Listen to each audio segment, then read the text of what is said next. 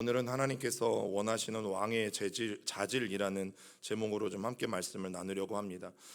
전쟁의 그 상황들이 이제 점점점 정리가 되어 가고 있어요. 가장 강했던 블레셋을 정복함으로 말미암아 이제 오늘 함께 나눌 말씀들은 주변에 있는 나라들을 하나하나 정리해 가는 이 상황 속에서 오늘 하나님께서 이 다윗에게 굉장히 중요한 약속을 하시는데, 그 중요한 약속이 이제 오늘 우리가 읽었던 이 사무엘하 7장 11절과 12절에 담겨져 있습니다. 여러분, 다윗이 이제 드디어 궁전을 짓게 되어져요. 그 전까지는 다윗도 천막에 살았습니다. 다윗이 버젓한 궁전이 있기 전까지는 여러분, 다윗도 천막에서 사실은 그렇게 이름은 왕이지만, 타이틀은 왕이지만 왕답게 살아갔던 것이 아니라 그냥 어쩌면 평범하게 살아갔던 그런 다윗이었는데, 드디어 다윗이 궁전을 건축하게 되어지고, 또 다윗이 궁전만이 아니라 하나님의 성전을 지을 결심을 하게 되어지죠. 왜냐하면 하나님의 성전이 없었던 시대였고, 이 성전 이전에 그 언약궤를 다윗이 이제 오베데돔이라는 사람의 집에 머물러 있을 때 그것을 가져다가 얘 그냥 그 천막 안에 두었었잖아요. 그래서 사실은 하나님도 천막 안에 계셨고, 다윗도 천막에 살았고, 여러분 그런 상황이었어요. 그런데 다윗이 자신의 궁전을 짓고 보니까 그게 하나님 앞에 너무 죄송했던 이제 사건들을 우리가 보게 되어집니다. 여러분, 그 계기가 어떻게 되었냐면, 이제 블레셋을 정복했잖아요. 그런데 다윗은 그냥 서쪽에서 계속 강해지는 이 블레셋을 정복했을 뿐이에요. 그리고 이 블레셋의 저지를 막았을 뿐인데, 이 블레셋이 해변길을 타고 저 북쪽에 있는 해변 도시인 이 두로까지 넘보았어요. 그래서 다윗이 블레셋을 막아주고 블레셋을 이겨주니까 이 블레셋에게 끊임없이 괴롭힘을 받았던 이 두로가 자유케 되어진 거죠. 그래서 두로 왕 히람이 너무너무 감사하고 기뻐서 여러분, 이 건축자들을 내어주고 그리고 백향목들을 공급해 줍니다. 그래서 그것으로 말미암아 다윗이 이제 왕궁을 짓기 시작하는데, 우리가 지난 시간에 나누었던 건 뭐예요? 여러분, 다윗은 그냥 블레셋만 막은 거예요. 두로는 신경도 쓰지 않았어요. 두로가 어떤 고난이 있는지, 그 두로는 이방 나라였기 때문에 그곳이 어떤 피해가 있는지 다윗은 몰랐어요. 그래서 두로를 돕고자 도운 것은 아니었어요. 그런데 하나님의 일하심이 얼마나 감사하고 또 은혜일 수밖에 없냐면, 그냥 우리와 접해 있는 블레셋을 막았을 뿐인데 이 블레셋 하나 막은 것이 오늘 두로 왕의 마음을 감동케 한 거죠. 왜냐하면 블레셋을 막아줘서 더 이상 블레셋의 침입을 받지 않아도 되는 상황을 저 두로 왕 히람이 경험하게 되어진 거죠. 저는 이것이 하나님의 은혜라고 생각되어집니다. 어쩌면 오늘도 우리가 그저 하나님의 말씀 하나에 순종했을 뿐이에요. 나는 하나님이 하라고 하셔서 작은 티끌 하나를 들어 올렸을 뿐이고, 하나님이 교회에 좀 가보라고 하셔서 작은 관심 하나 가졌을 뿐인데, 여러분 그것이 이렇게 나비 효과가 되어서 큰 파장을 일으키고 오히려 이런 놀라운 결과들을 얻어낼 때가 여러분 분명히 있다라는 것을 알게 되어지면, 여러분 우리가 하나님의 마음으로 움직이고 하나님의 마음으로 순종하는 것이 저는 얼마나 기쁘고 감사한 일인지 모르겠어요. 이제 가끔은 뭐 그런 마음이 귀하죠. 뭐 집에 뭐 좋아요. 집에 이제 뭐 내가 쓰던 물건인데 이제 더 이상 안 쓰게 돼가지고 이제 교회에 갖다 놨으면 좋겠다. 그랬더니 어떤 교회는 이제 거기가 고물상이 된 교회들도 있어요. 너무 오랫동안 안 쓰시던 것만 교회에다가 이렇게 기쁜 마음으로, 기쁜 마음인 건 알지, 또 좋은 마음인 건 알지, 근데 너무 오랫동안 안 쓰신 걸 다 교회에다가 이분저분이 갖다 놓다 보니까 어떤 교회는 이제 고물상이 됐어요. 그래서 이게 참 성도들이 갖다 놨으니까 함부로 이게 치우기도 그렇고, 또 일일이 다 허락받고 또 그것을 치워야 되는 상황도 오고. 근데 보세요, 이게 내가 쓰는 게 너무 좋았어, 그죠? 그런 경우 있죠. 그러면 여러분 자식들한테는 어떻게 해요? 야, 엄마가 이거 홈쇼핑보다 샀는데 야, 이거 진짜 좋더라, 너도 하나 사줄게, 이러지. 그러지 않아요? 야, 엄마가 이거 한 5년 썼는데 좋더라, 너 이거 가져갈래?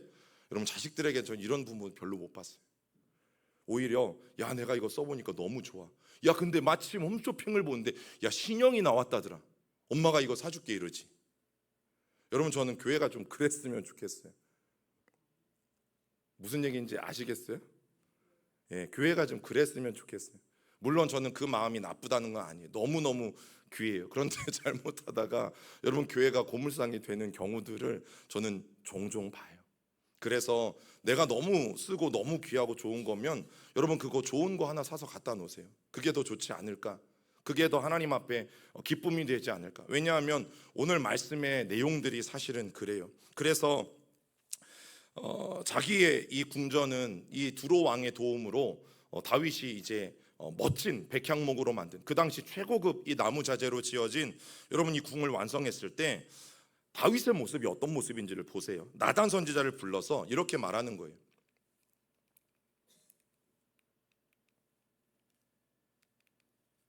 놀라운 일이 일어났습니다. 배터리가 나갔기 때문에 넘겨주셔야 됩니다. 자, 읽어보겠습니다. 시작. 왕이 선지자 나단에게 이르되 볼지어다 나는 백향목궁에 살거늘 하나님의 궤는 휘장 가운데에 있도다. 여러분 이게 다윗의 진짜 모습이에요. 제가 이것 때문에 그 예를 드린 건데 여러분 다윗은 하나님 앞에 정말 죄송했어요. 뭐가요? 예전에는 하나님도 자기가 언약궤를 가지고 와서 그 조그만 언약궤가 하나님의 임재를 상징하는 상징이었으나 아직 자기도 왕궁이 없었기 때문에 여러분 그것을 그냥 천막 안에 넣어 두었어요. 그 그림 하나를 더 볼까요? 그리고 그 이전에 에브라임의 실로라는 곳에 저 성막의 모형인데 성막이 있을 때는 저 성막도 사실은 가죽으로 만든 텐트거든요. 그런데 저 텐트 안에 하나님의 언약궤가 있었잖아요. 그러니까 그때나 뭐 하나님이나 자기나 하나님도 그때는 뭐 성막이라고 불리긴 했지만 사실 가죽으로 만든 텐트였고 자기도 똑같이 천막 안에 살았어요. 그래서 하나님 앞에 크게 죄송한 마음은 없었던 것 같아요. 근데 이제 자신에게는 번듯한 궁전이 생겼어요. 그것도 최고급 목재로. 그리고 이스라엘에게는 그런 기술력이 없어서 여러분 두로왕 히람이 기술자를 다 보내준 거예요. 백향목으로 집을 지을 수 있는 기술자. 그러니까 성경에 예수님의 아버지의 직업이 뭐였습니까? 목수. 그런데 여러분 희한한 거는요, 이 고대 예루살렘에 가보면 땅굴집이 많아요. 땅굴집. 조금 부자나 되는 사람들이 돌이나 이런 벽돌을 가지고 집을 이렇게 지상에 지었지, 사실 예수님이 탄생하신 베들레헴에 가봐도, 또 마리아 수태고지를 받았던 예수님의 엄마 마리아의 집에 가봐도, 또 다른 이 나사렛 지역에 있는 집에 가보면 다 땅속을 판 동굴집이에요. 그런데 목수라는 직업은 우리가 아는 것처럼 나무를 잘 다루는 사람만을 의미하는 게 아니라 땅을 잘 파서 땅속에 집을 잘 지을 수 있는 사람, 땅굴도 잘 파고 그리고 그 돌도 잘 다루는 사람, 이런 사람들을 성경에서는 목수라고 불렀거든요. 그런데 이 백향목으로 건물을 지을 수 있는 기술력은 이스라엘에 없었습니다. 그래서 두로왕 히람이 나무만이 아니라 여러분 기술자들도 다 보내줘서 이제 다윗은 멋진 궁궐을 갖게 되어진 거죠. 그런데 하나님을 보니까 하나님은 어디에 사셔요? 천막에 계시는 거예요. 여러분 그것이 다윗의 진짜 마음. 그 하나님의 천막에 계신 것이 너무 안쓰럽고 너무 죄송했어요.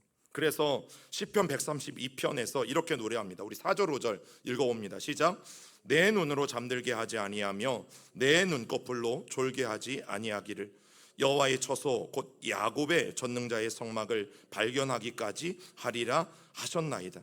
여러분 그는 잠도 자지 않고 졸지도 않고 그럴 정도로 하나님의 처소를 마련하려고 어마어마하게 노력했어요. 그래서 우리가 이미 알고 있는 것처럼 다윗은 나는 반드시 내 생전에 하나님이 기뻐하시는 하나님의 성전을 지어드리리라 이 마음을 가지고 성전을 지을 재료들을 열심히 다윗이 모았던 거죠.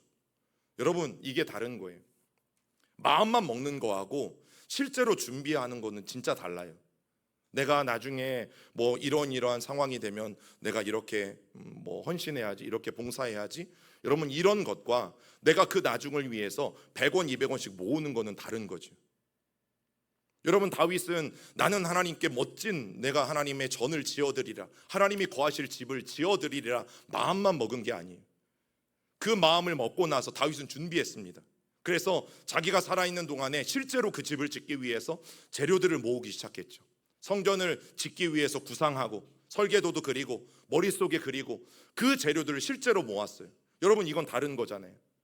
여러분 우리의 신앙생활은 달라야 돼요. 늘 마음만 먹고 결단만 하는 신앙생활이 있고 결단을 했으면 움직이는 신앙생활이 있죠. 여러분 이 두 가지 신앙생활은 엄청난 차이를 가지고 와요. 여러분, 우리가 신앙생활을 하게 되어질 때에 오늘 다윗의 모습을 유심히 봐야 되는 이유가 여기에 있어요. 왜냐하면 다윗은 말로만 하나님의 성전을 짓겠다라고 하지 않았거든요. 우리 지방의 내에도 이렇게 이제 우리 교회도 개척해서 34년 동안 왔지만 개척한 목사님들이 있어요. 저는 너무 그분들이 저보다 나이도 어린 분들임에도 불구하고 이미 개척을 하신 분들은 저는 저보다 더 뛰어난 분들이라고 생각해요. 그래서 너무너무 존경스러워요. 그러다가 좀 재미있는 이야기를 듣게 됐죠. 어떻게 교회 좀 어렵지 않으십니까? 뭐 성도가 많이 좀 늘었습니까? 생활은 어떻게 하십니까? 그러면 이런저런 얘기를 하다가 제가 그런 질문을 던졌어요. 좀 어떤 분들이 좀 도와주세요. 어떤 분들이 지금 계속 섬기고 계세요. 어떤 분들이 후원해주고 계시고 어떤 분들이 헌금하고 계세요. 물어보니까 되게 재미있는 이야기를 해요. 자기는 개척도 마음이 없었을 때 원래는, 그런데 개척도 마음이 없었었는데 뭐 어떤 권사님도 찾아오고 장로님도 찾아와가지고 말하더래요. 뭐라고 말하냐? 목사님 개척하십시오. 난 개척 마음도 없는데 제가 개척만 하면 제가 뭐든지 후원하겠습니다. 그러니까 목사님 개척하십시오. 자꾸 이런 얘기를 하더라는 거예요. 근데 그때는 자기가 개척에 대한 마음도 없었고 준비도 안 됐었고, 이제 그러다가 시간이 흘러서 진짜로 개척하게 됐는데 진짜 놀라운 사건이 뭔지 아세요? 제가 물어봤죠. 그러면 혹시 그때 그렇게 개척하는 마음도 없었는데 개척하라고 그렇게 강요했던 분들 요즘 어떡하냐고 그랬더니 그분들이야말로 개척하고 나니까 단 한 번의 연락도 없대요. 여러분 놀랍지 않습니까? 근데 오히려 조용히 있던 분들이, 또 교회에서 내가 사역하면서 이게 부목사들은 조금 규모가 크면 이렇게 교구들이 나누어져 있어서 모든 교인과 다 친하지는 못하거든요. 그러면 전혀 이렇게 이름은 알고 얼굴은 알지만 내 교구가 아니기 때문에 그냥 관계가 없는 이런 성도들, 이런 분들이 오히려 기도해 주시고 이런 분들이 오히려 헌금해 주시고 후원해 주셔서 개척에 많은 도움이 됐다라는 이야기를 하시더라고요. 여러분 정말 중요한 거예요. 여러분 그 마음이 나쁘다는 게 아니라 진짜 그 마음이 있으면 여러분 우리는 100원이라도 심으셔야 되죠. 그래서 제가 단기 선교 갈 때도 꼭 청년들에게 뭐라고 도전하냐면 청년들이 재정이 부족한 청년들이 많아요. 그래서 목사님 저 재정이 없는데 근데 단기 선교는 하나님께서 가라고 말씀하시는데 제가 좀 어떻게 하면 좋을까요? 그러면 제가 그 청년들에게 꼭 하는 말이 있어요. 야 그러면 너도 하나님 앞에 심어야지. 너도 하나님 앞에 뭐래도 열정을 보여드리고 그리고 기도해야지. 그게 네가 진짜 단기 선교 가고 싶은 마음이지. 그럼 목사님 어떻게 해야 돼요? 너 혹시 오늘 학교 가는데 걸어다니니 차 타고 다니? 예, 차 타고 다녀요. 그러면 일주일에 하루 정도 걸어갈 수 있냐? 그 차비 1,500원, 요즘 1,500원? 1,500원 정도 되지만 왔다 왕복하면 3,000원. 너 그거 모아서 씨로 하나님 앞에 심을 수 있냐? 그거 할 수 있죠. 일주일에 너 학교 가서 오늘 하루 점심만큼은 금식할 수 있냐? 너 오늘 하루 금식하고 그거 먹지 않고 그거 모아서 하나님 앞에 이 씨앗으로 너 심어둘 수 있냐? 예 목사님 그건 할 수 있죠. 그러면 그거부터 시작해라. 기도만 하지 말고 네가 정말 단교회 선교에 대한 비전이 있고 가고 싶은 마음이 있으면 그냥 돈 없다고 말만 하지 말고 네가 하나님 앞에 정말 가고 싶은 마음과 그 결단을 네 행동으로 보여줘야 된다. 여러분 그래서 전 청년들에게 그렇게 말합니다. 없다고 하지 말고 그러면 반드시 하나님의 놀라운 역사는 있을 것이다. 그런데요 놀라운 역사가 있어요. 제가 선교를 여러 번 다녀본 결과 꼭 이런 분들이 있어요. 목사님 제가 정말 가고 싶은데 못 갑니다. 그런데 제가 한 명분에 해당하는 이 전도여행비를 제가 헌금할 테니까 혹시 우리 청년들 중에 아니면 우리 교회 성도들 중에 이 재정 때문에 고민하고 못 가는 사람들이 있으면 꼭 그 사람을 위해서 써달라고 여러분 헌신하는 분들이 한 명 이상이 꼭 나와요. 놀랍지 않아요? 여러분 하나님의 역사는 마음만 먹는다고 시작되는 건 아닌 것 같아요. 다윗은 마음만 먹지 않았고 실제로 너무너무 마음이 아프고 죄송해서 여러분 하나님 앞에 그런 마음을 가지고 나단 선지자를 부른 거예요. 자 그때 나단 선지자가 그 말을 듣고 너무너무 기뻐하죠. 와 다윗 왕이 이런 마음이 있구나. 다윗 왕이 정말 하나님 앞에서 진심이구나. 그래서 하나님께서 이 다윗에게 더 놀라운 계획이 가지고 계시다라는 것이 사무엘하 오늘 읽은 본문에 등장하는 거예요. 우리 읽어볼까요? 시작. 전에 내가 사사에게 명령하여 내 백성 이스라엘을 다스리던 때와 같이 아니하게 하고 너를 모든 원수에게서 벗어나 편히 쉬게 하리라. 여호와가 또 내게 이르노니 여호와가 너를 위하여 집을 짓고 내 수완이 차서 내 조상들과 함께 누울 때에 내가 내 몸에서 날 내 씨를 내 뒤에 세워 그의 나라를 견고하게 하리라. 그는 내 이름을 위하여 집을 건축할 것이요 나는 그의 나라 왕위를 영원히 견고하게 하리라. 여러분, 여기 13절에 보니까 이 13절은 그는 내 이름을 위하여 집을 건축할 것이라. 그가 누구예요? 다윗의 씨를 가리키는 건데, 결국 성전을 누가 짓습니까?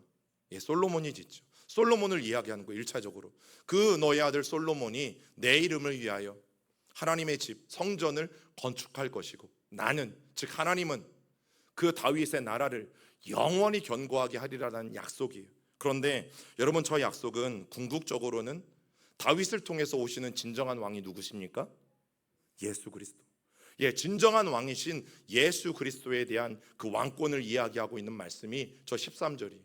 단순히 하나님은 다윗의 그 후손들과 다윗의 왕위만이 영원하실 것을 말씀하시는 것이 아니라 바로 다윗을 통해서 오시는 진정한 왕이신 예수 그리스도, 그분의 나라에 대해서 구체적으로 말씀하고 있는 것이 여러분 바로 저 13절 말씀이라는 사실이에요. 그리고 11절을 보면 여러분, 하나님은 다윗에게 성전 건축을 금하신 이유, 말리신 이유, 그 이후에 하나님이 먼저 뭐라고 선언하세요? 야, 내가 너의 집을 짓겠다라고 선언하시죠. 여러분, 하나님이 다윗에게 네 집을 져주겠대요. 너의 그 궁전, 네가 머물 궁전을 하나님이 져주시겠대요. 여러분, 두로왕 히람이 져준 것 같지만 여러분, 그 성전은 하나님이 져주신 거예요. 그 다윗의 마음만이 아니라, 그가 결단만 한 게 아니라 실제로 하나님 앞에 행동으로 그의 마음을 보이니까 여러분, 하나님이 너무너무 기쁘셨던 것 같아요. 그래서 그 왕궁을 하나님이 대신 지어주시겠다라고 선포하세요. 여러분, 여호와 하나님이 세울 그 다윗의 집, 단순히 성전만을 궁궐만을 말하는 게 아니에요. 다윗의 집이라는 게 뭐예요? 그의 가문을 말하는 거예요. 너의 가문, 지금부터 너의 아들 대대에 이르기까지 너의 가문이 하나님으로 말미암아 굳건히 세워질 것에 대해서 성경은 말씀하고 있는 거예요. 여러분, 저것만큼 놀라운 축복이 어디 있어요? 하나님이 단순히 눈에 보이는 집을 지어주겠다라고 말씀하신 게 아니라, 다윗아, 이제부터 너의 가문은, 그리고 너의 왕위는 굳건할 것이고 영원할 것이에요. 여러분, 이것보다 더 놀라운 축복이 또 어디에 있겠어요? 여러분, 그리고 여호와의 전은 다윗의 다음 왕이 짓게 될 것을 하나님이 말씀하시죠. 여러분, 구약의 어느 왕에게도 하나님이 저런 약속을 하신 적이 없어요. 내가 너의 왕위를 영원히 계속하게 하겠다, 이 약속을 다윗 말고는 하나님이 주신 적이 없어요. 그래서 이것이 그 유명한 다윗 언약이에요. 그리고 이 다윗 언약의 근거에서 예수님은 다윗의 후손으로 이 영원한 왕위에 드시는 진정한 왕이 예수 그리스도가 되어진다라는 사실이죠. 그리고 13번째는 이제 다윗의 정복 활동이 남았어요. 이제 서쪽의 블레셋만 지금 정복되어진 상황이니까 이제 어디 남았어요? 북쪽도 남았고 동쪽도 남았고, 여러분, 이런 상황에서 동쪽을 정복하는 일들이 일어납니다. 자, 사무엘하 8장 6절 읽어봅니다. 시작. 다윗이 다메섹 아람에 수비대를 두매 아람 사람이 다윗의 종이 되어 조공을 바치니라. 다윗이 어디로 가든지 여호와께서 이기게 하시니라. 그 다음 사진을 보시면 이제 다윗은 한 번씩 눌러주세요. 저 서쪽으로, 밑에가 서쪽이에요. 그리고 또 동쪽 북쪽을 향해서 점점 통치권을 이제 확장하기 위해서 어디로 수도를 옮겼어요? 예루살렘으로 수도를 옮겼고, 이 예루살렘 북쪽이 되어지는 곳이 이제 베냐민 지파의 산지죠. 이 베냐민 지파의 산지가 왜 중요하다고 말씀드렸어요? 이미 저 빨간 선에서 보시는 것처럼 저 빨간 선이 길이에요. 그래서 여러분, 가로 놓아져 있는 저 길은 바로 족장의 도로인 것이고, 위에서부터 동과 서로 이어진 이 길에 이 십자가의 사거리의 중심에 있는 그 지역이 바로 베냐민 지파의 산지. 그래서 다윗이 저 베냐민 지파로 이제 진출을 하게 되어지고, 여러분, 지도를 살펴보면 저 베냐민 지파의 산지가 얼마나 전략적으로 지리적으로 중요한지 여러분 분명히 드러나게 되어져 있어요. 그리고 블레셋 사람들이 늘 두려워했던 것, 조마조마했던 일이 진짜로 일어나죠. 자, 일단 다윗이 그 다음 예루살렘 새로운 정치와 이 종교적인 수도를 예루살렘에 세웠기 때문에 여러분 요단의 동편으로 가는 길 한 번씩 더 눌러주세요. 예, 아까 그 길이에요. 그래서 쭉 올라가면 요단강을 건너서 여리고를 지나서 요단강을 건너서 그리고 암몬 족속의 땅까지 가게 되어지고 또 아래쪽이 서쪽인데 서쪽으로는 해변길이 열려져서 여러분 북쪽까지도 더 잘 갈 수 있는 일들이 생겨나게 되어지죠. 자, 이제 저 길을 따라서 동쪽에 있는 나라들을 정복해 갈 것이고 또 서쪽과 북쪽에 있는 나라들을 다윗은 차례로 여러분 정복해 갈 것이에요. 여러분 언급했던 대로 가장 힘든 적이었던 이제 블레셋을 정복한 다음에 그 다음 남이라는 곳 위에 저 초록색으로 칠해져 있는 저곳이 이제 모압입니다. 여러분 모압은 다윗의 증조 할머니인 룻의 고향이기도 하잖아요. 자, 그런데 저기에서 자기 증조 할머니의 고향인 땅을 정복해요. 그리고 저 모압 족속들을 정복해요. 성경에 보면 다윗이 모압을 치는데 이 모압을 쳐서 땅에 누이고 여러분 두 줄 길이는 죽이고 한 줄 길이는 살렸어요. 이 말이 뭐예요?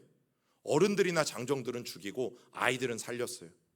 그래서 모압 사람의 거의 3분의 2가 죽었다라는 자료가 있습니다. 여러분 다윗이 그런 전쟁을 지금 모압과 치르고 있어요. 그러면 왜 증조 할머니의 고향인 저 모압 사람들에게 다윗이 이렇게까지 할 수밖에 없었는가? 여러분 얼마 전 다윗이 이 사울 왕에게 도망 다닐 때 자기의 부모들을 어디로 피신시켰습니까? 저 모압 땅으로 피신시켰죠. 그런데 문제가 일어났어요. 전해 오는 말이에요. 전해 오는 말에 의하면 여러분 이 모압 사람들이 모압 여인 이 룻의 손자인 다윗의 아버지 이새와 그 엄마를 아버지와 어머니를 해했다라는 이 전해지는 소식이 있어요. 여러분 이거에 대한 보복으로 어쩌면 다윗이 힘을 얻자마자 결국 그 모압 사람들에게 피해 보복을 했다라고 전해져요. 그래서 이것들은 참고로 알아두시면 좋을 것 같고, 자, 두 번째 정복은 이제 북쪽이에요. 북쪽 저 모서리에 보시면 어디라는 곳이 나오냐면 아람이라는 곳이 나와요. 아람. 저 위로 올라가면 이제 지금의 시리아거든요. 그 아람이라는 지역에 소바왕 하닷 에셀이라는 사람이 있었어요. 그쪽으로 이제 다윗이 정복 전쟁을 하게 되어지는데 이 하닷 에셀 전쟁이라는 것은 사무엘하 10장에 잘 나와 있는 이 암몬의 전쟁과도 연결이 돼요. 암몬은 어디냐면 동자 옆에 있는 바로 저기가 암몬이에요. 여러분 암몬을 도우려고 왔던 이 하닷 에셀 지역의 군대가 결국 암몬 정복 후에 어떤 일들이 벌어지냐면 다윗에게 오히려 정벌 대상이 되어집니다. 자, 그때 이제 아람이라고 써져 있는 저곳으로 쭉 올라가면 어디가 나오냐면 다메섹이라는 곳이 나와요. 지금의 다마스커스. 다메섹이라는 곳이 나오는데 다메섹에서도 더 북쪽으로 183km 정도에 위치한 이 하맛이라는 곳이 나와요. 이 하맛 왕 도이라는 사람이 자신의 적이었던 이 하닷 에셀을 이겨준, 정복해준 여러분 이 다윗에게 너무너무 감사해서 또 은그릇, 금그릇, 녹그릇을 많이 가져와서 성전 건축을 하는데 오히려 바치게 되어지죠. 여러분 이 또한 두로와 너무너무 비슷해요. 다윗이 굳이 이 다메섹에서부터도 183km 더 떨어진 곳에 있는 이 하맛까지 다윗이 생각하거나 관심을 갖지 않았어요. 그러나 하닷에셀을 정복해 준 것만으로도 이 하맛이라는 사람이 도움을 받았기 때문에 또 성전을 짓는데 자기가 가지고 있는 귀한 것들을 갖다 바쳤다라는 사실이죠. 여러분 지금의 시리아에 있는 다음 사진을 보시면 이 하닷을 가로지르는 강이 오론테스 강인데 이 오론테스 강 안에 있는 이 수차거든요. 저것이 이제 성경에 나오는 안디옥까지 흘러가게 되어져 있어요. 자, 사무엘하 8장 10절을 같이 읽어봅니다. 시작. 도이가 그의 아들 요람을 보내 다윗 왕에게 문안하고 축복하게 하니 이는 하닷 에셀이 도이와 더불어 전쟁이 있던 터에 다윗이 무찌름이라 요람이 은그릇과 금그릇과 놋그릇을 가지고 온지라. 그리고 이제 또 하나 중요한 것은 저 하닷 에셀의 전투는요, 다시 다음 그림을 보시면 아까 있는 남쪽에 있었던 동자 옆에 맞아요. 남자 위에 있는 에돔이라는 곳과 또 연결되어져 있어요. 여러분 저 아람이라는 곳과 저 에돔이라는 곳을 잘 기억하시면 좋아요. 자, 이 전투의 북동쪽에 있었던 저 하다데셀과의 전투에 다윗이 굉장히 몰두하고 있을 때, 여러분 남동쪽에 있는 저 에돔이 몰래 또다시 군사를 일으키기 시작했어요. 자, 그런데 이 내용이 시편 60편에 보면 좀 자세히 나와 있는데, 자 60편 보기 전에 그 60편 위에 보면 보통 여러분 성경책에도 다 써 있어요. 저렇게. 예, 그거 띄워주시면 돼요. 자, 노란 글씨 읽어봅니다. 시작. 다윗이 교훈하기 위하여 지은 믹담, 인도자를 따라 수산 에두세 맞춘 노래, 교육을 위한 다윗의 믹담시. 다윗이 아람 나하라임과 아람 소바와 싸우는 중에 요압이 돌아와 에돔을 소금 골짜기에서 쳐서 1만 2천 명을 죽인 때. 예, 지금 바로 그때 지었던 시가 이제 시편 60편인데, 지금 다윗은 저 북동쪽에 있는 아람이라는 곳에서 이 하마데세르 군대와 싸우고 있는 바로 그때, 아까 있는 남동쪽에 있는 이 에돔 족속들이 군사를 일으켜서 다윗과 싸우려고 준비하고 있었던 바로 그때 다윗의 군대 대장이었던 큰 누나의 조카인 바로 요압이 소금 골짜기에서 이 에돔 사람들 12,000명을 죽였던 바로 그때 지은 시래요. 자, 어떤 시를 그때 지었을까요? 시작. 하나님이여, 주께서 우리를 버려 흩으셨고 분노하셨사오나 지금은 우리를 회복시키소서. 누가 나를 이끌어 견고한 성에 들이며 누가 나를 에돔에 인도할까? 하나님이여, 주께서 우리를 버리지 아니하셨나이까? 하나님이여, 주께서 우리 군대와 함께 나아가지 아니하셨나이까? 여러분, 지금 다윗의 저 시가 굉장히 비관적입니까? 아니면 긍정적입니까? 비관적이죠. 뭐라고 말해요? 지금 하나님이 우리를 흩으셨고 버리셨고 하나님 우리에게 분노하셨다. 그 마음이 지금 다윗에게 드는 거예요. 또 10절에도 보면 하나님이 우리를 버리셨다라는 마음이 지금 다윗의 마음에 드는 거예요. 그만큼 다윗과 다윗의 군대가 너무너무 어려운 심정 가운데 놓여지게 되어진 거죠. 왜냐하면 이 북동쪽에서 아람 족속들과의 전쟁이 치열한데, 여러분이 남동쪽에서 또 다른 세력들이 다윗과 이 이스라엘을 해하기 위해서 준비하고 있었기 때문이에요. 여러분, 그런데 그때 누가?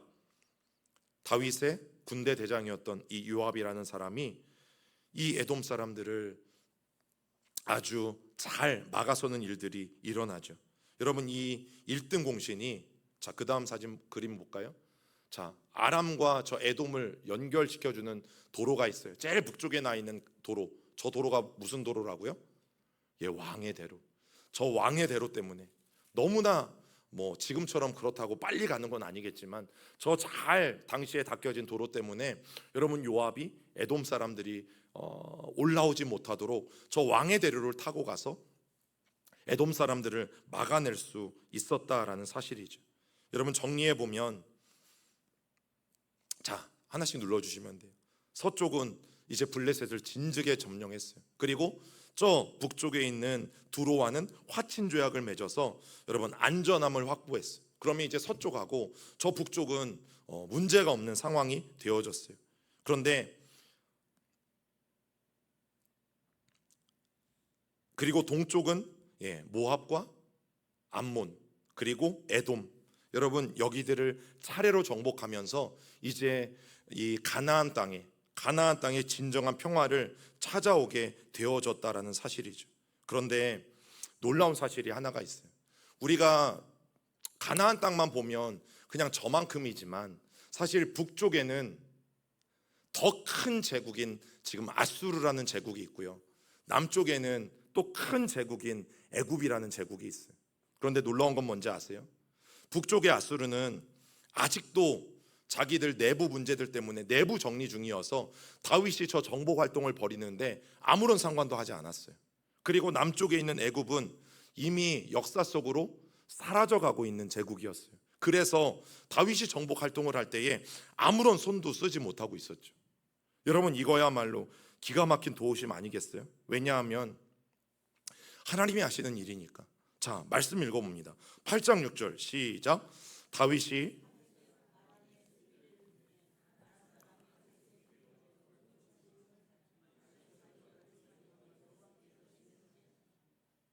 뭐라고 말씀하세요? 다윗이 아람 사람들이 다윗에게 조공을 바치게 된 이유, 다윗이 어디로 가든지 하나님은 어떻게 하십니까? 이기게 하셨어요. 하나님의 이기게 하심. 여러분, 이것이 다윗의 인생 가운데 늘 따라다녔던 축복입니다. 하나님이 다윗이 어디로 가든지 이기게 하셨어요. 여러분, 기가 막힌 도우심이죠. 다윗이 정복 활동을 동서남북으로 펼치며 나아갈 때에 북쪽에 있는 강대한 제국이었던 아수르가 여러분 이 다윗에게 덤벼들지 않았어요. 그 은혜가 있었고, 또 남쪽에 있는 애굽도 점점 쇠퇴의 일로에 있었기 때문에 이 다윗의 정복 활동에 관심을 둘 수 없었고, 여러분 이것도 하나님의 도우심 아니에요? 여러분, 오늘 이제 저녁에 오신 분들은 모르실 텐데 교회 앞에 뭐 달라진 게 없던가요? 교회 앞에 뭐 달라진 게 없던가요? 낮에 오신 분들? 교회가 좀 더 잘 보이지 않던가요? 그죠? 지금 전지 나왔어요. 전지. 어제 아침에 시에서 나와가지고 여기 앞에 있는 조그만 그 공원 전지를 사다리 차까지 불러가지고 알아서 다 해주셨어요. 우리 5월 3일에 행사 있는 걸 어떻게 알고, 교회 잘 보이라고. 그래서 제가 나가가지고 여기도 더 잘라주세요. 여기도 더 잘라주세요. 우리 교회 안 보이니까 이 나무도 베주시면 안 돼요? 그건 안 된대. 그거는 따로 저기 녹지과에다가 신청서를 넣으시래. 우리는 그거 벨 자격은 없고 오늘 전지만 하러 왔다는 거예요. 그래서 그러면 여기 조금 더 잘라주시고 우리 교회 좀 잘 보이게 해주세요. 와, 우리가 5월 3일에 행사하는지 어떻게 알고 이렇게 또 시에서 이렇게 보내주셔가지고 우연의 일치긴 하죠. 그런데 저는 오늘 말씀을 준비하면서 여러분, 하나님이 우리 교회를 얼마나 사랑하시는지, 좀 이기적인 발상일 수 있지만 뭐 어떻게 해요? 제 고백인데 하나님이 우리 교회를 얼마나 사랑하시는지 알아서 전지도 다 해주시고 얼마나 감사해요. 여러분, 다윗이 정복 전쟁을 하는데 주변에 있는 이 가장 큰 강대국 둘이 아무 일도 하지 않아요. 그럼 이게 뭐 하시는 거예요? 하나님이 막으시는 거죠. 여러분, 하나님은 다윗이 어디로 가든지 이기게 하시는 그 이기게 하심이 있었어요. 그래서 성경은 늘 뭘 말해요? 다윗이 뭐 했다, 다윗이 이런 공을 세웠다라고 말하기보다는 하나님이 다윗에게 어떻게 하셨는지를 굉장히 많이 강조하죠. 여러분, 하나님이 다윗에게 이기게 하셨어요. 그래서 그 다음 이제 PPT를 보시면 여러분, 하나님은 하나님의 사람들이 하나님의 뜻 안에 있을 때 여러분 반드시 주변의 나라들을 잠잠케 해주세요. 여러분, 이것은 너무너무 저는 중요한 것 같아요. 그래서 세상의 역사는 어떻게 해요? 큰 나라 중심으로만 기술하잖아요. 뭐 세계 역사책을 보면 조그만 나라, 여러분 이런 나라들은 세계 역사책에 등장도 하지 않습니다. 뭐 나폴레옹 정도 돼서 세계를 정복하고 또 징기스칸 정도 돼서 세계를 정복해야, 그 정도나 돼야 여러분 세계 역사에 실리지. 아무리 한국사에서 뭐 중요하고 위대한 인물이라고 떠들어대도 세계 사람들이 뭐 관심이나 갖습니까? 그런데요, 하나님은 달라요. 성경은 하나님께서 보세요, 그의 백성의 태도에 따라, 그의 백성은 누굽니까? 나잖아요. 나. 우리들의 태도에 따라서 하나님은 어떻게 하세요? 큰 나라도 움직이세요. 큰 나라도 덤벼들지 못하게 하시고요, 큰 나라조차도 여러분 감히 힘쓰지 못하게 막으시는 분이 하나님이세요. 여러분, 우리가 그 하나님은 오늘 다윗을 통해서 배웠으면 좋겠어요. 오늘 결론은 그거예요. 그럼 도대체 하나님이 원하셨던 왕의 자질은 뭐였을까? 왜 하나님은 사울을 버려버리시고 다윗을 왕위로 세우셨을까? 여러분, 그 해답을 우리는 지난 시간에 이미 봤어요. 하나님은 외모를 보지 않으시고 무엇을 보십니까? 중심을 보신다. 우리의 중심이 하나님께 얼마나 바르고 우리의 시선이 온전히 하나님 앞에 얼마나 향하고 있는지, 여러분 그런 다윗의 마음을 하나님이 받으셨죠. 그런데 다윗은 어쩌면 아무것도 하지 않고 결심만 했을 뿐일지도 몰라요. 그런데 하나님은 그런 다윗을 받으시고 다윗과 언약을 세우세요. 그런데 다윗은 아무것도 하지 않은 게 아니에요. 하나님이 하지 말라고 해서 안 한 거지. 여러분, 그것과 그것은 다른 것 같아요. 내가 어떻게든 무언가를 부모에게 해드리려고 해. 그런데 부모님들이 안 해도 괜찮다고 해서 안 하는 경우가 있고, 내가 미리 내가 이렇게 하면 부모님이 하지 말라고 하시겠지? 그러니 안 해야지. 여러분, 이건 다른 거죠. 이건 다른 거잖아요. 안 하는 건 똑같지만 이미 내 마음속에 부모님이 나를 어여삐 보실 것을 알고 내가 말조차 꺼내지 않는 것은, 여러분, 그건 불효죠. 그건 불효예요. 우리가 하나님 앞에 해야 될 것들은 결심만 하지 마세요. 무엇이든 움직이시고, 무엇이든 심으시고, 무엇이든 노력하시고, 여러분, 그런 결단들이 반드시 우리 안에 필요해요. 여러분, 그러면 다윗이 그 영원한 언약을 받고, 하나님께서 너의 왕위를 영원하게 하실 것이다, 이 놀라운 축복을 받고, 또 하나님께서 너의 집을 영원토록 세워 가실 것이다, 이 놀라운 축복을 받고, 여러분, 다윗은 어떻게 했을까? 다윗의 마지막 유언과 같은 말씀이 역대상에 있어요. 자, 읽어봅니다. 시작. 내가 이미 내 하나님의 성전을 위하여 힘을 다하여 준비하였나니 곧 기구를 만들 금과 은과 놋과 철과 나무와 또 만호와 가공할 검은 보석과 채석과 다른 모든 보석과 옥돌이 매우 많으며. 여러분, 다윗은 준비했죠. 다윗은 영원한 언약을 받고 나서 그럼 안 해도 되잖아요. 내가 지을 거 아니잖아요. 하나님이 짓지 말랬잖아요. 그러면 안 해도 되잖아요. 얼마나 좋아요.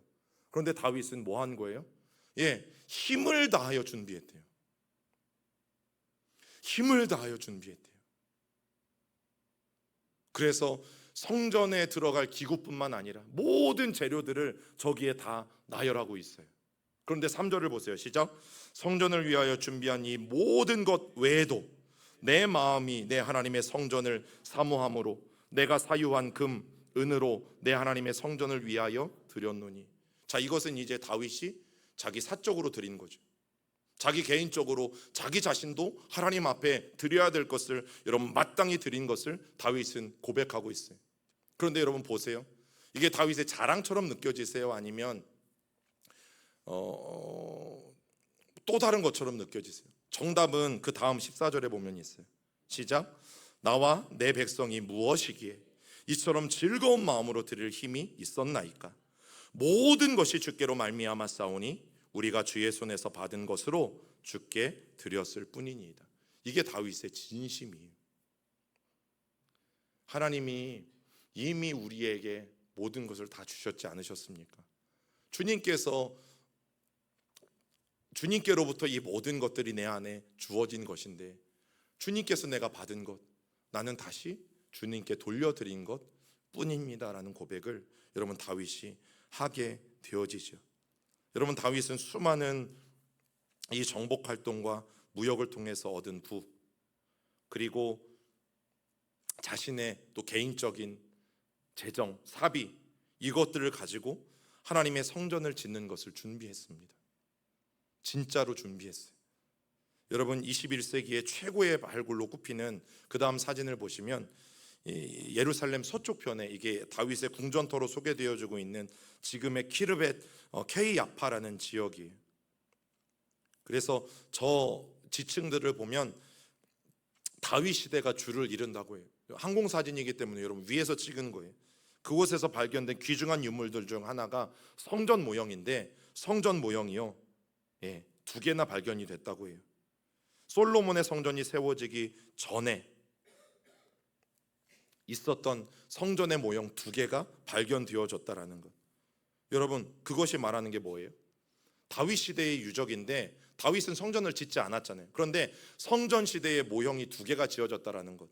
다윗은 성전을 짓는 거에 진심이었다라는 거죠. 요즘 말로 하면 뭐가 있어요? 우리도 어떤 아파트나 건축물들을 지을 때 설계도도 있지만 그것을 몇만 분의 1로 축소한 이런 모형도가 있잖아요. 예쁘게 멋지게 실물처럼 지어놓은. 여러분, 그것을 다윗이 당시 한 거예요. 나는 하나님의 성전을 A안, 이렇게도 생각하고 있었고, B안 이렇게도 생각하고 있었고, 그래서 2가지 성전의 모형이 여러분 저 케이야파에서 발견되어진 거죠. 여러분, 다윗이 얼마나 성전을 사모하며 진짜 준비했는지를 잘 알려주는 증거가 되어진다라는 거예요. 여러분, 다윗이 고백하는 게 뭐예요? 모든 것이 주께로 말미암았기 때문에 나는 주님께 드릴 뿐이다. 얼마나 귀한 고백인지 몰라요. 여러분, 이것을 다른 말로 하면 철저한 하나님의 주인 의식이에요. 누가 우리의 주인이십니까?